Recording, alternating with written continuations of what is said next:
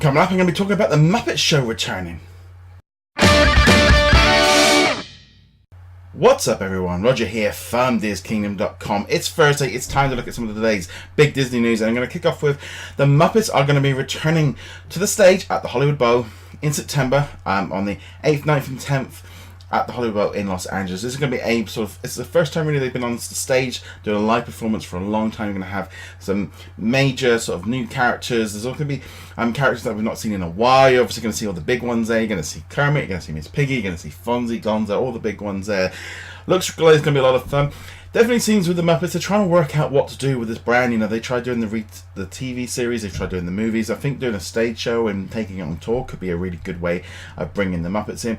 Not the only Muppet story of the week. Obviously, earlier this week, I was discussing about a possibility of them being brought into a special show at Hollywood Studios, so you'll want to check that one out. But it looks pretty good. Tickets are on sale now. There's a kind of a really cool kind of video showing off. Miss Piggy was kind of talking about how the show is all about sort of her and stuff, so that looks pretty cool. In some other news, it has been revealed what stores are going to be closing in Disneyland's Downtown Disney to make way for the brand new Star Wars VR experience, which is going to be coming this holiday.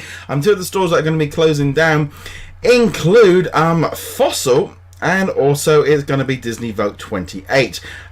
So that they're going to be closing down in September to make way for this brand new Star Wars VR demonstration. I think that looks pretty cool. Definitely see what goes on with that one.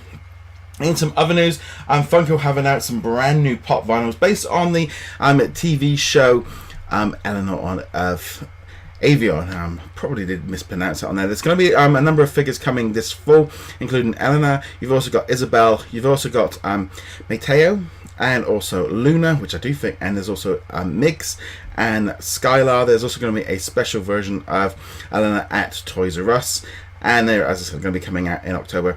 And it's not a TV show I am too familiar with, but it's great to see this series getting the treatment as well. Jumping over now to some Star Wars news, Ron Howard has put out a picture of a little sort of sneak peek at the upcoming Han Solo movie, though we don't yet know what the title is. The actual image sort of basically said on his thing there, the Empire looms large, and there's kind of a picture of a helmet on top of a sort of a console, very much reminiscent of what we've seen either on the Death Star. So that's pretty cool. And finally, kind of got some great news for John Lasseter, because he has been, he is going to be inducted into the Lifetime Achievement Award from the Walt Disney Family Museum, which is going to be taking place at its third annual fundraising gala on November the 7th at the Golden Gate Club in San Francisco. Basically, he did say that he is honored to be receiving the Diane Disney Miller Lifetime Achievement Award. Diane was an incredible person and an incredible champion of her father's legacy. He continued, "The Walt Disney Family Museum is such an inspiring place for me, and I think anyone who has ever seen one of Walt's movies or visited one of his theme parks, I am proud to call Diane my friend, and I am very proud to be receiving this recognition in her name." He's been behind some major movies, such as mainly a lot of the Pixar movies, such as Toy Story, Bugs Life, Toy Story 2, Cars, etc. And he's generally been the chief creative officer post, overseeing the animation studios and also the executive producer of all their animated movies. So it's definitely cool to see them doing that. And some other things from around Disney, just sharing a video here that was put out by the Screen Rant, which was kind of an interesting one because it was a 10 times Disney ripped off other films. So it's kind of a cool video. You'll go through and they'll go through like 10 different movies of where they have found inspiration from other sources. Sometimes they acknowledge it, sometimes they don't. For example, like Cars is basically just a rewrite of Doc Hollywood.